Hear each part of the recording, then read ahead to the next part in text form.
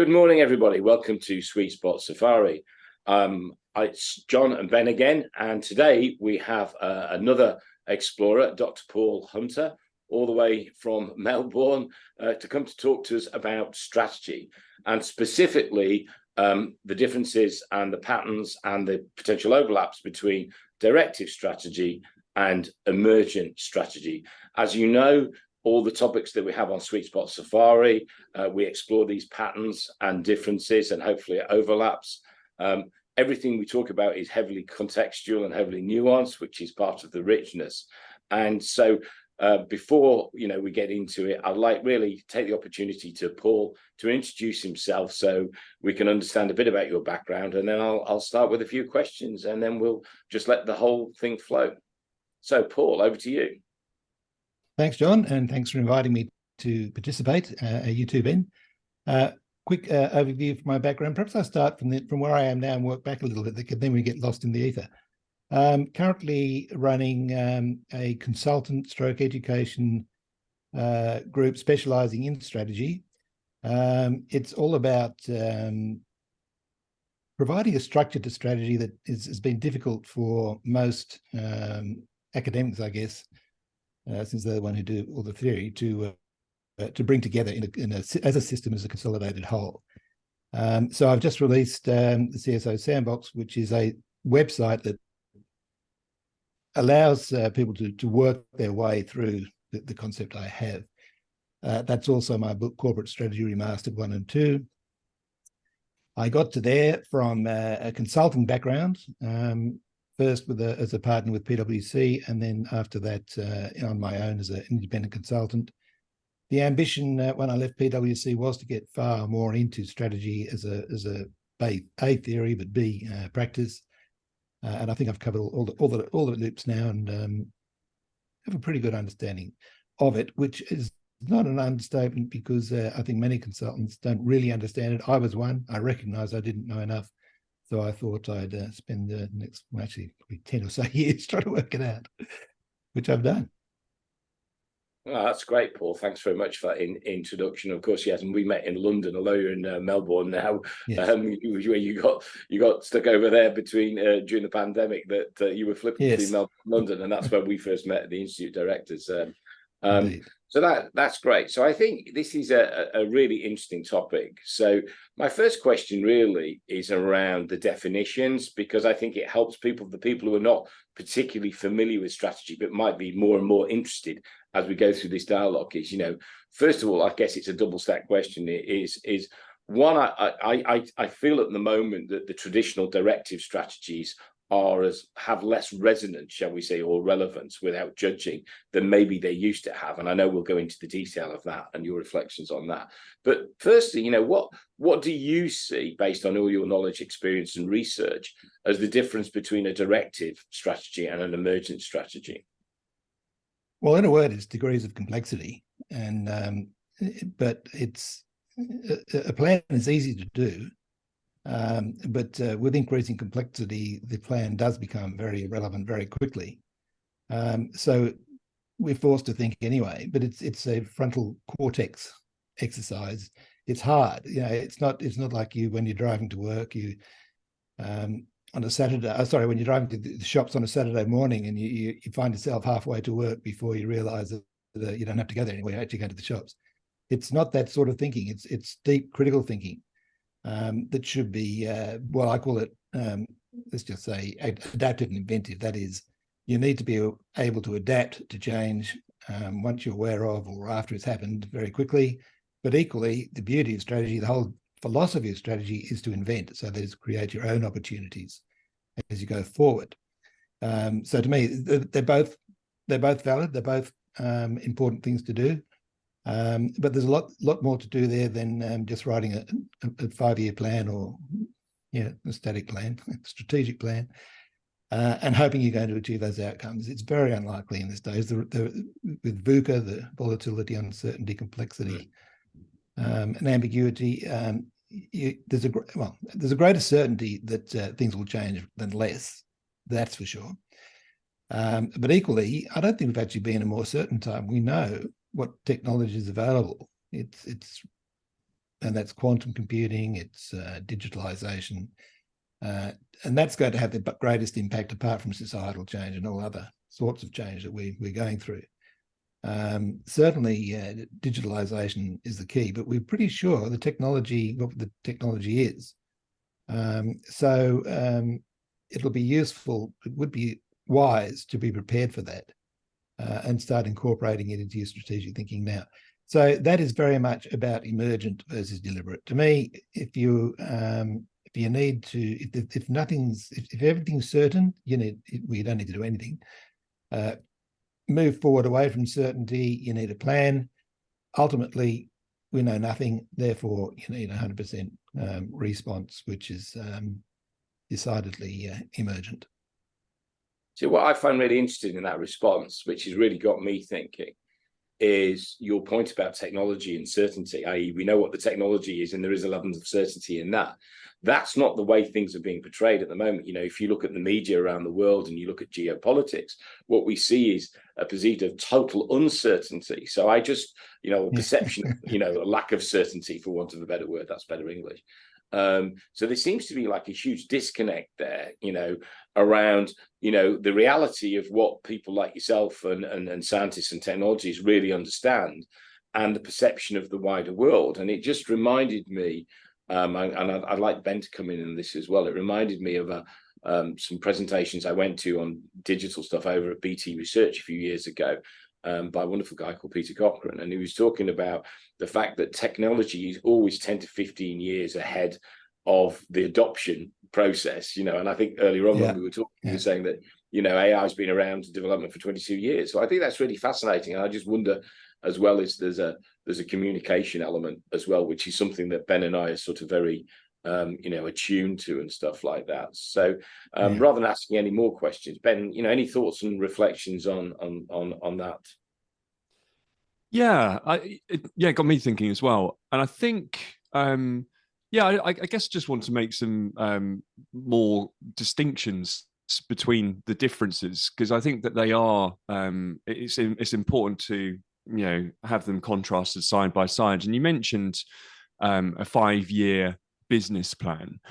So from a time horizon perspective, how does time merge with an emergent strategy? Is it more open-ended?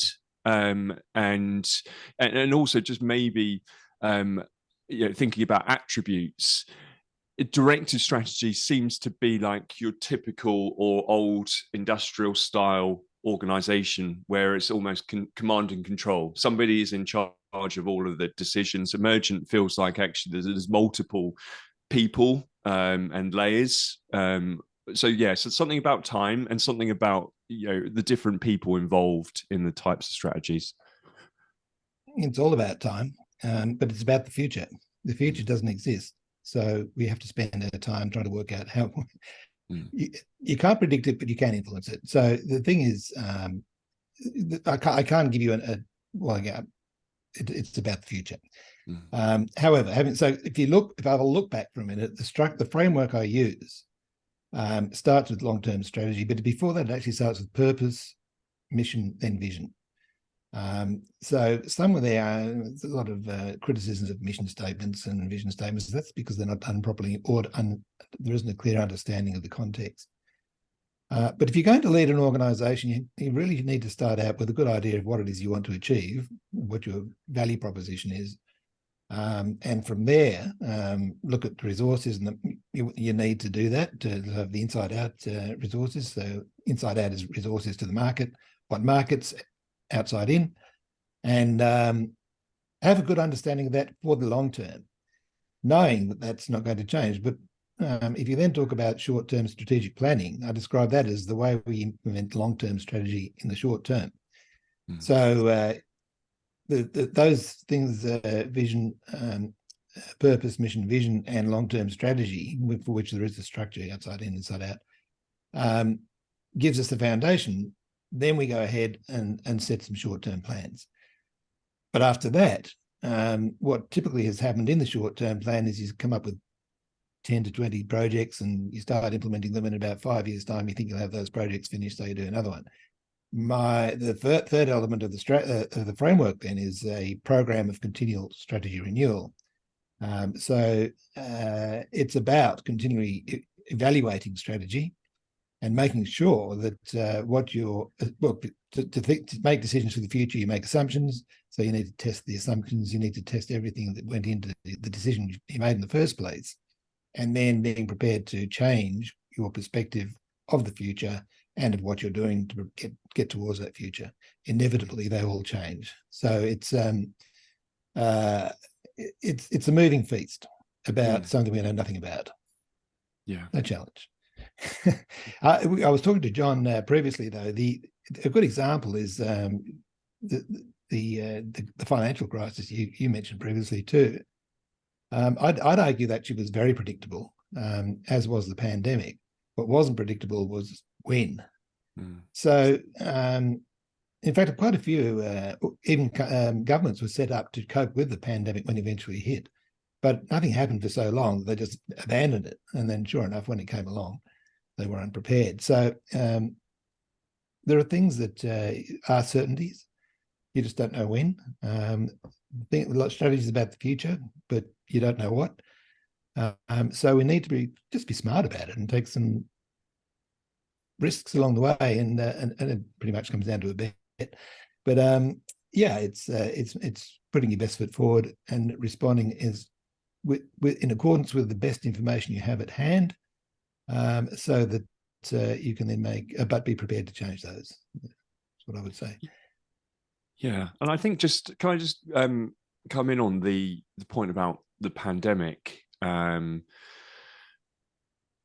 in some ways, what you're pointing towards is more decentralization, or kind of more kind of distribution of decision making within organizations, and what we had in effect during the pandemic was this shift back towards more centralization in terms of responding. So rather than local autonomy, because the pandemic wasn't evenly spread.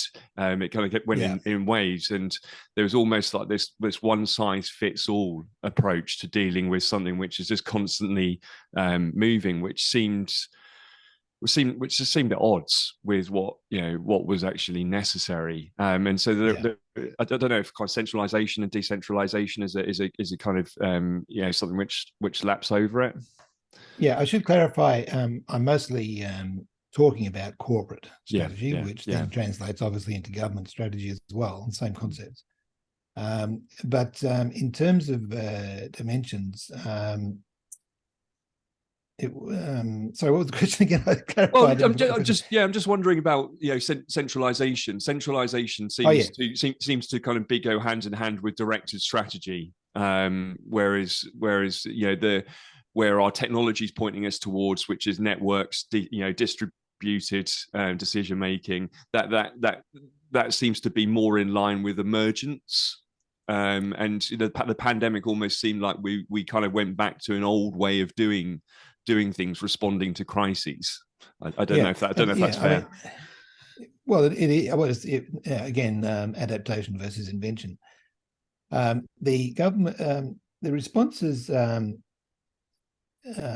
Diversification of thought, strategic thought. There is in the academic world in particular, there's a move towards open strategy, and it makes a lot of sense because the reverse is the leadership team, and probably the CEO and the CSO, Chief Strategy Officer, the only two actually doing strategy. The leadership team going along with it, and then just issuing the plan, and everyone follows. Again, that works to a degree, but I think there are people close to the customer, there are people close to operations who would know a lot more about certain aspects of the business than just the CEO or the Chief Strategy Officer would. So again, it's very much a balance. I favour a bit of each. The other side is open communication. So the uptake of strategy. If you want people to do things, if you give them a reason, then they're more likely to get involved and excited, even if they know that in 5 years' time the plan is they're going to have an opportunity somewhere else in the world, and well, they can move up the organisation, or they can be sideways, or can do what they want to do. You're going to motivate them a lot more. So it's a balance. The argument against open strategy would be the confidential nature of strategy. That's true to a degree, but it's probably 5 to 10% of strategy is it's so confidential you couldn't tell anyone. Most of it's pretty obvious from what you do. Most of it's on a website or presented to analysts. And anyway, the strategy practitioners will be the ones who are ahead of everyone else in their thinking because it's their job. And so that stuff won't even be able to be communicated for some time. But what I have, just to put that into perspective, is I propose, it brings me to the next point, very relevant, and that's about a learning organisation. I advocate that strategy should become a part of a formal learning organisation because that's how we grow, and being able to adapt to an event through strategy is probably one of the only, as Ara de Geer from Shell commented, our only source of real competitive advantage, sustainable competitive advantage, learning faster than others. So I see that it's very much a part of an organisational learning capability, and on top of that, I advocate then a organisation establish a community of strategy practice. Some people are fanatical about strategy, as I am. Others are interested, but are also more in the concept, as opposed to just even as a concept, I should say, as opposed to just what an organisation is doing. And they would relish the idea of being a part of the strategic decision-making process, have an input to it, and help communicate what's there. So, it's the world is moving more to open strategy practice. The corporate world is moving more towards open strategy practice. I suspect it could go a step further and become a part of, as I say, organisational learning and development. So that's really fascinating, Paul, particularly about open strategy, because I'm looking back to a couple of things. One is my own historical sort of previous corporate career, where organizations were very risk averse generally. They might say that they weren't, but generally they were, particularly when it comes to these days, of course, things like reputation. And risk I always find very interesting. I'm a big follower of Nassim Taleb, who's written his books around, Black Swan, Fooled by Randomness, and Skin in the Game, and he talks about, long tail risk and also the level of bureaucracy that we've got and technocracy that's going on in the world. So what I'm really interested in is to get your perspective on risk, right, for corporations, right, as we move to this more, open strategy that, will include a bit of emergent, obviously, and agile strategy and some small bits of directive strategy.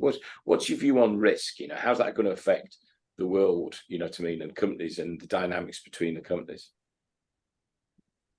From a practice perspective, so actually doing strategy, risk is a key component. You make assumptions. It's a double-edged sword in that because strategy is about the future, very few people are ever held accountable for a bad strategic decision. And probably they shouldn't anyway, because it's a decision that's made about the future. But the point is, we are never, we don't consciously, so in the program of continual strategy renewal I've got, it incorporates a solution to the fact that we never look at what the basis was behind the decision making that went into building that new plant or going to a new country. Because they're the things you should be monitoring. It's not so much, was it a success? It was, well, we expected this to happen. Is it still happening? If not, then we need to stop the project or invest more or whatever. We don't have that system in place. That's the point. And so, again, it's a part of the program of strategy implementation and renewal. So risk is addressed that way, and I think accountability is there somewhere, in the sense that, well, okay, the project was approved, but why was it approved? On what basis? And what do you do when that assumption was changed? From the outcome, the size of the project, the size of the risk to the organisation, yeah, it's difficult. Clearly, strategy is all about risk because there's no certainty, or is there? Mm. And yeah, I don't know if you want to come in on that point, John. But I just had I'll come back to it a bit later on. You go ahead then. Yeah, I don't know if you're familiar, Paul, with a piece of research that McKinsey did a few years ago on the longevity of organisations in the S&P 500. I think in the 1950s, when the context was relatively stable, I think the longevity of an organisation was typically around about 60 years. And I think fast forward to, I don't know if it was 2015 or 2020, that had reduced all the way down to 20 years. And yeah, so I guess just the question to you is how important is it for leaders to recognize the context, what we're swimming in right now is, this increased uncertainty, and where also does that uncertainty and instability in economics, where does that come from? A piece of it is technology, but I don't think it's all that. So yeah, are you familiar with that research, and what are your thoughts on why it really speaks to your point about leaders needing to embrace emergent strategy? Yeah, very good question. Thanks for that. Corporate longevity of a corporation. I mean, we seem to cling to it, don't we? We expect if a company is existing, then it's going to be there forever.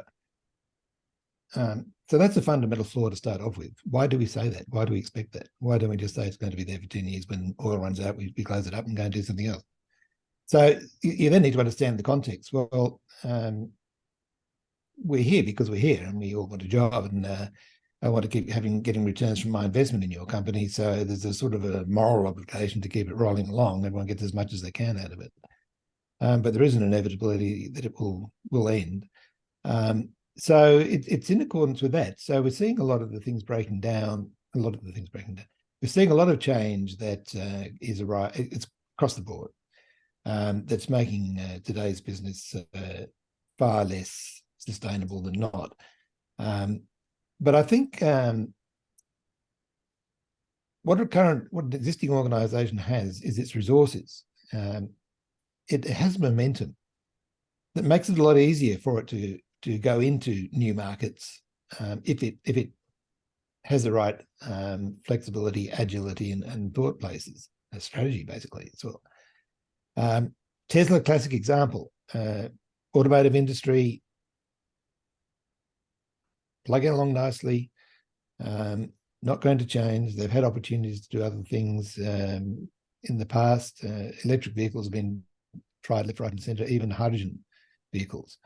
They had their reasons for not doing it. I mean, shifting resource bases of that scale is very prohibitive.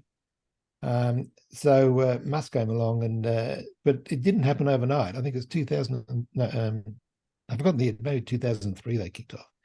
It was a long time ago they kicked off with Tesla, and their timing when they were ready, timing was ready. So, but what we're seeing is those other corporations rapidly transforming, because it is a case of either Tesla becomes the only car in the world, or they have to do something. So, it's very difficult to put your finger on anything with the change, because it's fast and it's slow.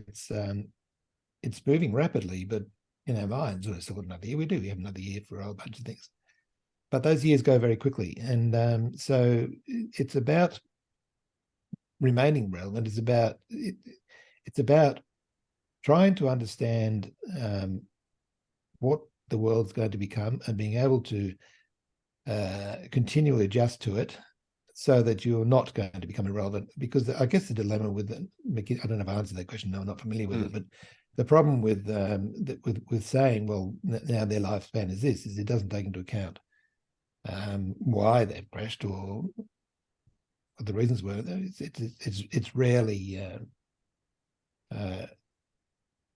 I don't know. There are many reasons why they do, but there's also many reasons why they shouldn't. And I'd suggest that it's in not crashing is the need to be getting away from a 5-year plan. And if you're only 1 year into a 5-year plan and the world's going to be changed dramatically in 5 years, it's obviously no good. But my experience is that that old 5-year plan is still very much a part of the thinking. And I think statistics say very few corporations have really taken up the idea of change in a technological context anyway. It takes a tipping point, the black swan moment, when, well, I acknowledge that it shouldn't be the case, but it just seems to be like, again, AI, when it was released, everyone, oh my God, what's happening to us? Where did this come from? Whereas it was fairly predictable. Change would be required. So assuming that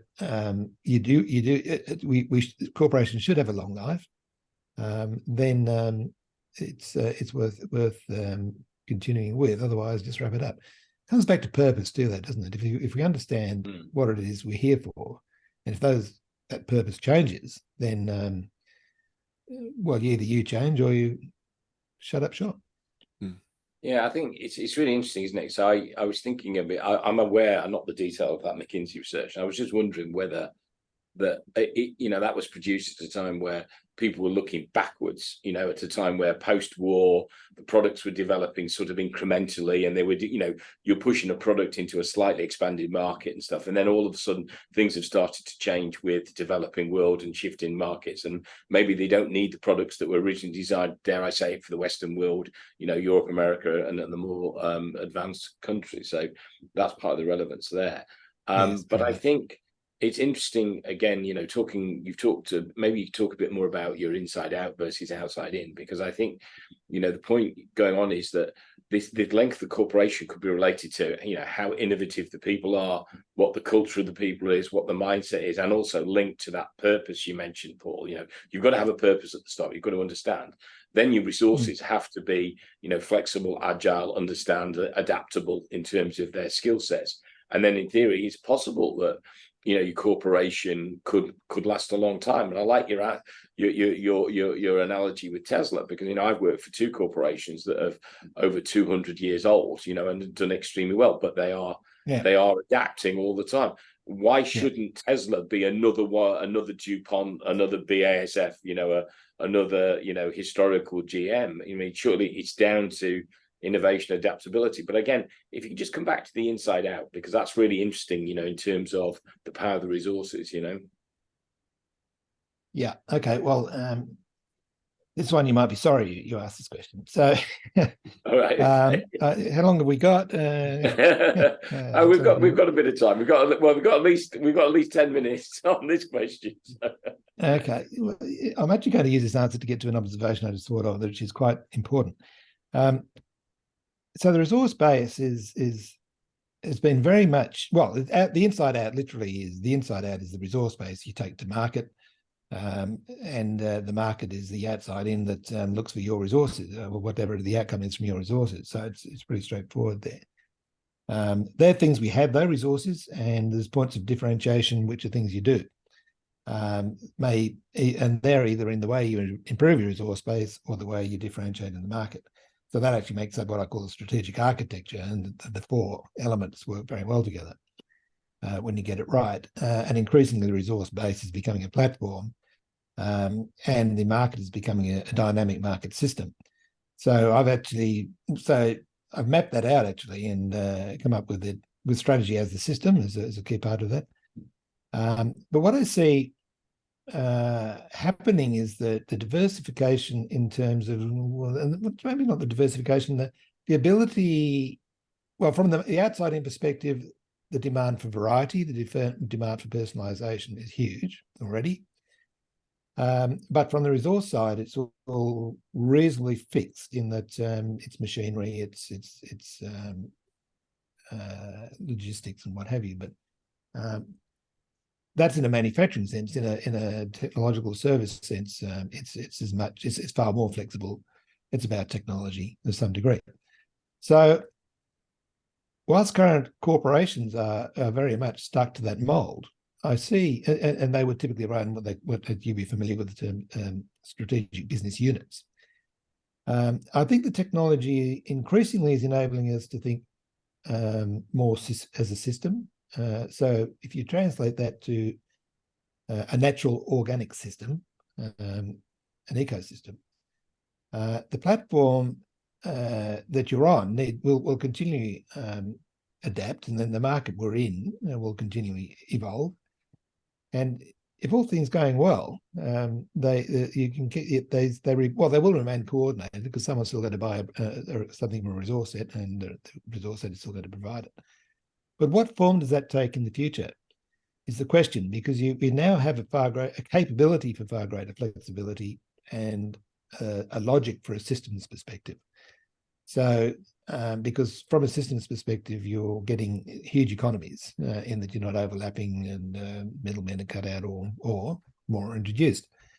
So, if it's the other book we just recently published, The Corporation of the Future, I had a chapter in that. I was co-editor and contributor. I talk about they're becoming corporations evolving into corporate collaborative systems. And a corporate collaborative system is a bunch of corporations, but they're not involved with the strategic business units anymore. They're involved, or investing in, I should say, strategic systems, strategic collaborative systems. So it's then, and the Internet of Things in particular will be able to enable this quite significantly. So you don't run a plant or a tech shop and then segment your market according to age group or whatever anymore. You go to one customer with one resource or one product that you mightn't make, Amazon now as well. But the whole thing is a system of providing that market.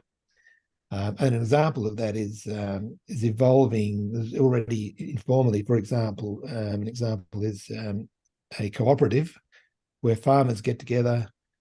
Some make cheese, some make milk, some make other things. They've got a dairy product solution, so then you can add ice cream to that and other things, and probably things beyond dairy. They join together to sell their services, to sell their products to an amorphous mass of then different customers. But there'll be logistics people along the way who deliver, specialists in delivery of dairy products, and so on it goes.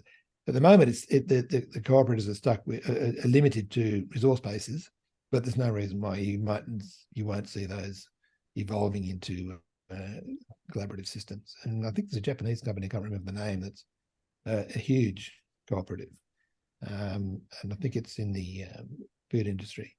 But yeah, so it's I think that's where, I mean, it's a guess, but it's if you think systematically and think of corporations as living systems, then there's a certain logic for that thinking, and the technology, blockchain based, internet enabled, Web3 in particular, where we're looking at meta, augmented reality. The technology will, in all not likelihood, but could arguably take us there. Interesting. Yeah. So Ben, do you want to come back on this, because I know that you're interested in specifically in ecosystems and collaboration around social change as well. Yeah, I am. Although I guess just on that point, Paul, that technology won't solve our problems without human, changing. No, absolutely. Yeah, changing. It's enabler.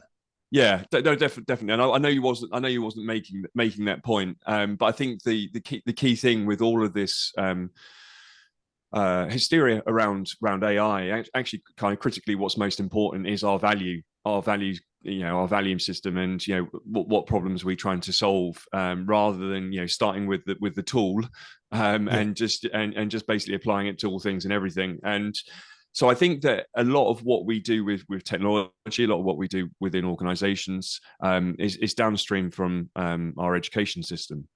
And so a kind of big, one thing which I'm interested in is young people and education, and reimagining what that might look like. And for me, it seems abundantly clear that a factory school system like the one which we've got, where there's linear curriculums, decontextualized learning, one person kind of directing from the front, orders, and it's all around obedience, is going to create a culture of directed strategy. So what might the education system, what might some sort of changes in your mind be within the education system which create the fertile ground for emergent strategy to become the norm, say in 20, 25 years time? You obviously mentioned about invention, ingenuity, and there's a big piece here around collaboration as well, rather than kind of self-focused kind of learning. There's a few facets which I think could become pillars of a new education system. Any thoughts on that? No, that is a tough one. It's well, I've talked about, we both all talked about well, my emphasis on frontal cortex, critical strategic thinking. It's about encouraging those skills that aren't, it takes a step away from just the rote. Well, it's rote versus thinking. It's almost deliberate and emergent, isn't it? Rote learning versus thinking for yourself. And if anything, from my experience, the pendulum has swung far more towards thinking for yourself, individual strength, and we see that every day. Confidence of some of these young people is amazing. But so what? I mean, what does that mean? We're creating the individuals now, but do they have the right context around them? Would be my observation and concern, probably, because having a whole bunch of individual thinkers doesn't achieve much as a group. So it's the social awareness, it's the social society, it's the communities, it's the collective, if you like, that can be brought together, I think, again, through enabling technology. Again, I haven't really thought about it, so this is off the top of my head, but it's that would be a significant contributor to, rather than just say that, because what I'm seeing in education is that's bad, this is better, let's do that, and actually even in a context of many strategic decisions are made on because they don't like what they're doing, or someone doesn't like what they're doing, rather than what are we going to go to. And dare I mention the word Brexit as a good example of that. It was all about, well, we don't like that. What's the alternative? No idea. And so when it happened, totally unprepared. So it's our purpose. It comes back to doing something, changing, adapting new ways of doing things with purpose. What is the purpose of this? Why should we do it? And then we'll optimize the outcomes, because obviously it's far more powerful for individuals to think for themselves. But unless that's got a context and a construct, then it's not going to be as powerful as it could be. In fact, it could be quite harmful, because people will be lost if they're thinking of themselves. But if they're not, they don't have the support, then I can go back, for example, to a breakfast briefing I did about 8 years ago, where a young woman came along. We were talking about the new work before the pandemic. Work was becoming far more open office space, working from home, right, as an idea. And this young woman was terrified. She said, "Well, who's going to coach me? How am I going to learn? Where am I going to know what to do? Sure, I'm confident, but in what context?" So if we if we sacrifice that and increase, then that again sheds right home to the work from home now. Big debate about that. I believe on the whole, people are getting back to the office, but it gives it structure, and so there's value in that. So that's a really interesting point, Paul, because that leads on to sort of my next question as we sort of come to the end of this podcast. So, as you say, we could go on forever, and it would be your point about, I think it's really powerful. You know, going partly back to Ben's point about, you know, self-learning, that people are more individual, more confident, and everything else, but they must have context, which is really important, and they have to have purpose.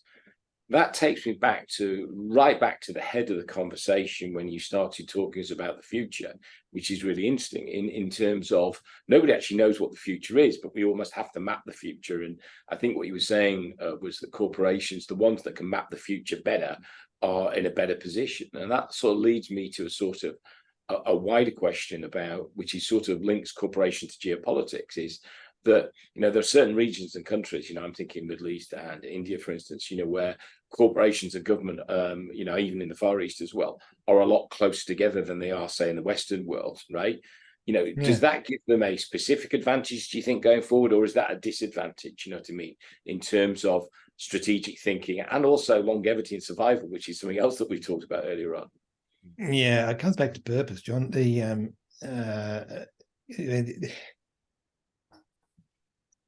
me make it very localized. Teams. People like to do things. Well, it's essential in corporations, in government. We have meetings, we form teams, we do things together in small groups. But we rarely recognize there are problems with teams as much as there are advantages.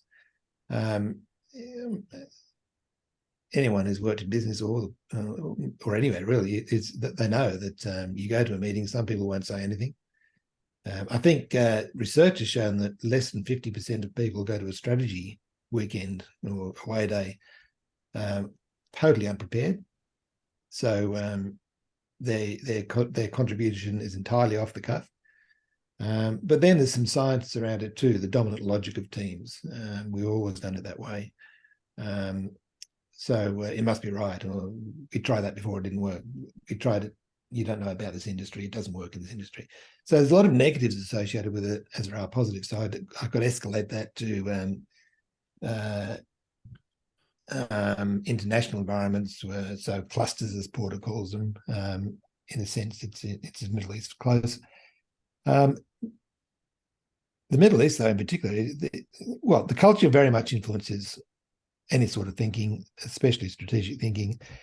And there are unique characteristics, particularly in the Middle East, where they've had or not had massive income streams from oil, but equally religion, politics, all that has created issues as well. So, but it comes down to the ideology of a global world versus the reality of the global world. As you know, I was in England. I was born there, but I've been in Australia most of my life. But going back, it became very quickly that it's not a global world at all. And in the sense that even as with an English passport, it was still difficult to get things done. If you're with a major corporation, it's not a problem. They just transfer you in and everything's done for you. But my wife's Australian, so she had to go through one of those tests to become a British citizen, and we didn't actually get to the end of that. But there are differences. It's research has shown there are differences in strategic thinking from different countries. I boil that down to culture, and the culture itself then is driven by a lot of other, what I call trajectories. Actually, I've just done a video on and a white paper on trajectories. So it's the momentum you have that has collided with a global ethos that did hold sway. Now it's falling apart at the wheels. Wheels are falling off, falling apart at the heels, falling apart. And that's, again, the primary issue there is sovereign states. In democracies, the leaders do what they think is best for their constituency, which is only a country. And in autocracies, they do whatever they want to do to look after themselves. So you've got all these factors, but ultimately, they they end up as a culture and a source of pride. Soccer, rugby, it's all about my country's winning. So we've got a long way to go before I think that's, in fact, we were already walking away from globalization. The other side of the coin, though, is the fact that economics and business is not limited in that sense. It's increasingly becoming global. So that is actually continuing. A lot of countries haven't left Russia. A lot of companies haven't left Russia. Still very strong in China, to name a few, where there's a lot of flux.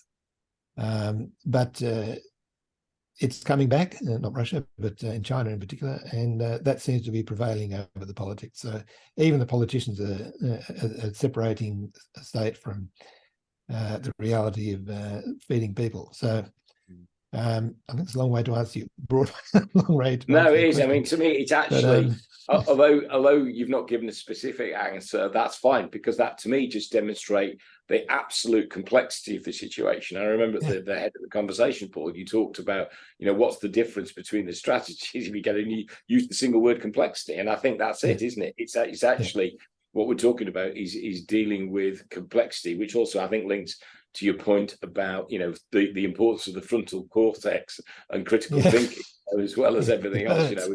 We could your point about culture is well made. We could talk, and we've talked on other podcasts about people like Hofstadter and the 6 cultural dimensions and all that, which is all playing out. So I think that it's been a really sort of rich discussion. So just as some final reflections from you, Paul, to sort of close this out, and please again, Ben, come in. I think the more I listen today is there a sweet spot? I don't know. To me, again, that's probably another topic in itself, between Emergent and Directive, or are they already overlapping, or is one subsumed in another and vice versa at any particular time? Is there a clear boundary? I just don't really know. So it'd be interesting to get your reflections, Paul, and your reflections, Ben, on that too as well, before we finish. So do you want, Ben, you want to go? No, I think I guess I'll leave you with the sweet spots and closing out. But a couple of things that sprung to mind. Just moving to this emergent strategy, which you've outlined really well in this conversation. 2 things which really come up for me are trust. Trust in people, trust in our capabilities, but also a degree of faith. A degree of faith in the kind of process, our ability to adapt and create. So, and I think that trust. I don't know what it's like in Australia, but there's this a sense of erosion of trust in kind of people, and that we can actually kind of do some of these things which you're pointing to in terms of reinvention and adapting to just constant change and complexity. So that was just a couple of thoughts which came to mind about the importance of those. Well, actually, that's triggered a thought in my mind. From trust, I go to thrust. The momentum for change is beyond anyone's control. Even I was talking to a major a chief strategy officer of a major corporation the other day. They have refined consumer goods manufacture and sale to as a very fine art, very lean, perfect machine, global machine. But there has to be an endpoint in that the world is changing so much that there has to come a point where you stop just refining and recognize things must change, things will change. So start looking outside again.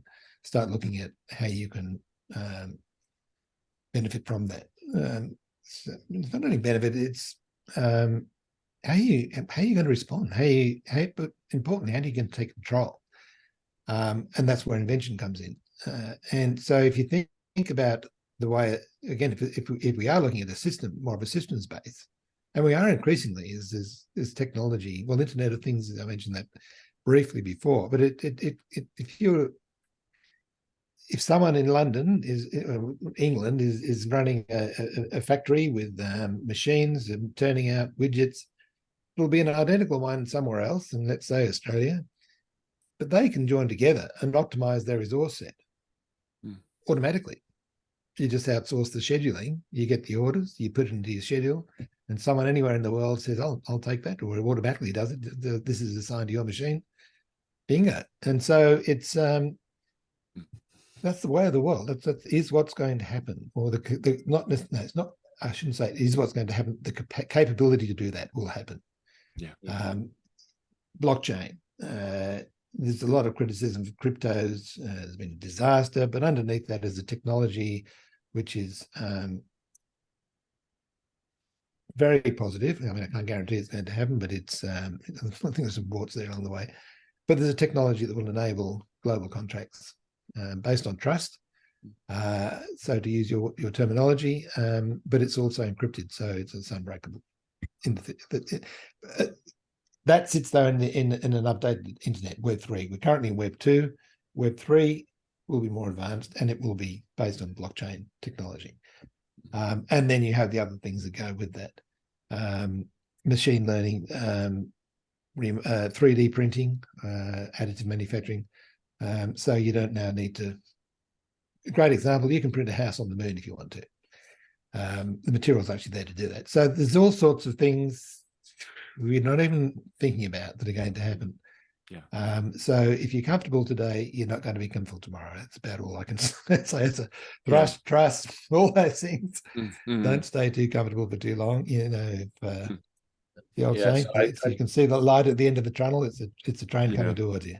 Yeah. So I think, Paul, that's absolutely a great place to finish on that, about talking about comfort zones, which is something I know is something that Ben and I talk about a lot, you know, very dear to my heart. You know, one of our expressions is, you know, we all must get comfortable about being uncomfortable. I think that's partly the future. So what I'd like to do is absolutely thank you, Paul, for being an explorer today on this Sweetspot Safari. It's been absolutely fascinating. And I've learned a lot more. You know, every time I speak to you, I learn more and more, but it's really triggered some even more thinking from me, which is great, because, you know, we need to be continually learning as well. So it's been a very powerful discussion.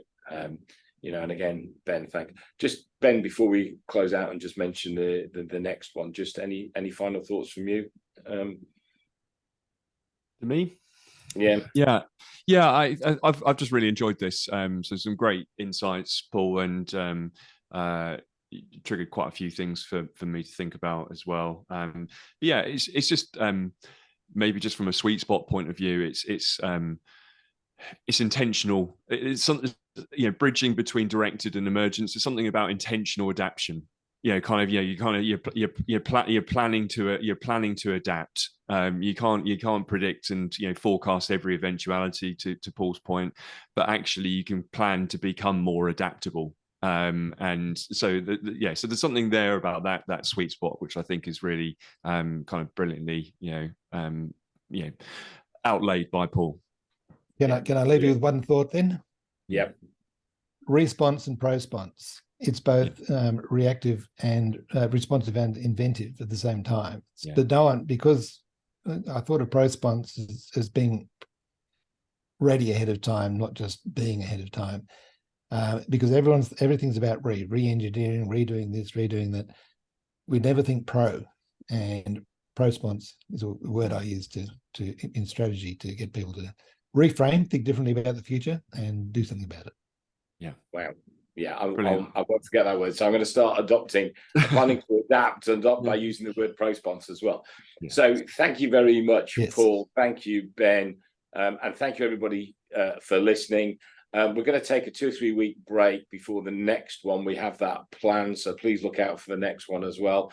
And please get onto the channel Sweetspot Safari, and like, share, post, comment, etc. And we look forward to seeing you again soon. Thank you very much indeed. Thank you, Paul. Thanks, John. Thanks, Ben. Take care. Brilliant. Enjoyed it.